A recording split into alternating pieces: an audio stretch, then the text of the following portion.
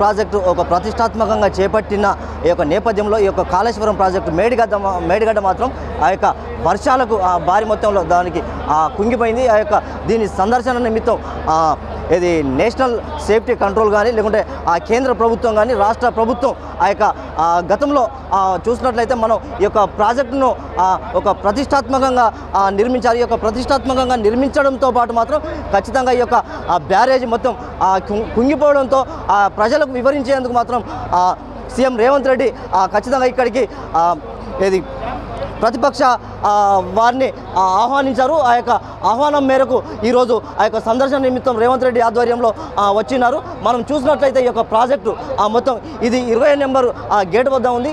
ఆ యొక్క మొత్తం కుంగిపోవడంతో మాత్రం చాలా ఇది కుంగిపోవడంతో చాలా పెద్ద నష్టం జరిగిందని చెప్తున్నారు నిపుణులు.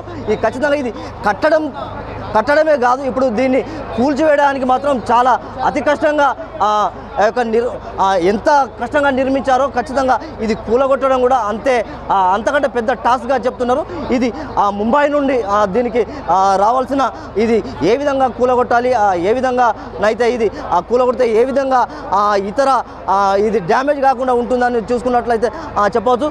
ఖచ్చితంగా ఇది చూసుకున్నట్లయితే మనం కింద చూసినట్లయితే కూడా ఖచ్చితంగా ఇది మొత్తం కుంగిపోయింది. కనీసం ఒక 10-15 ఇంచులు మాత్రం కుంగిందని చెప్పవచ్చు. ఆ యొక్క కుంగడం వల్ల మాత్రం ఖచ్చితంగా ఇది పెద్ద మొత్తంలో భారీ నష్టం జరిగిందని చెప్పవచ్చు. మనం చూసుకున్నట్లయితే కింద కూడా ఆ యొక్క ఈ రైల్ మొత్తం మాత్రం ఖచ్చితంగా ఇది ఇక్కడ నుండి మొత్తం కుంగిపోయిందని చెప్పవచ్చు. ఇది ఖచ్చితంగా పెద్ద మొత్తంలో భారీ నష్టమని నిపుణులు చెప్తున్నారు. ఖచ్చితంగా ప్రజలకు వివరించేందుకు మాత్రం సీఎం రేవంత్ రెడ్డి ఈ యొక్క సందర్శన నిమిత్తం కొద్ది క్షణాలు మాత్రం ఇక్కడికి సందర్శన నిమిత్తం రాబోతున్నారు.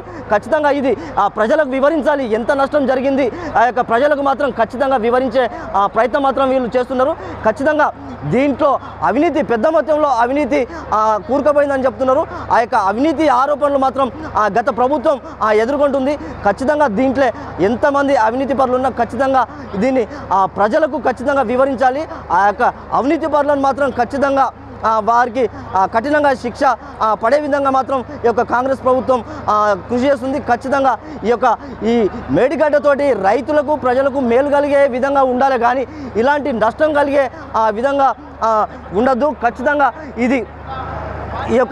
ఈ నష్టాన్ని మాత్రం ఖచ్చితంగా ఈ ఎల్ఎన్టీ సంస్థ వాళ్ళు ఖచ్చితంగా దాన్ని భరించాలి. ఆ యొక్క ఎల్ఎన్టీ సంస్థను ఖచ్చితంగా దీన్ని మళ్ళీ నిర్మాణం చేపడతామని వాళ్ళు చెప్తున్నారు. నిర్మాణం చేసే విధంగా కాదు, ఏదైతే కూలిపోయిందో అది ఖచ్చితంగా ఇది మళ్ళీ కూలగొట్టి నిర్మాణం చేయాలని ఆ యొక్క కాంగ్రెస్ ప్రభుత్వం చెప్తుంది. ఖచ్చితంగా ఇది ప్రజలకు మాత్రం మేలు కలిగే విధంగా ఉండాలని చెప్తున్నారు. వీడియో జర్నలిస్ట్ సుధీర్తో Solomon, News Now Telugu, Warangal.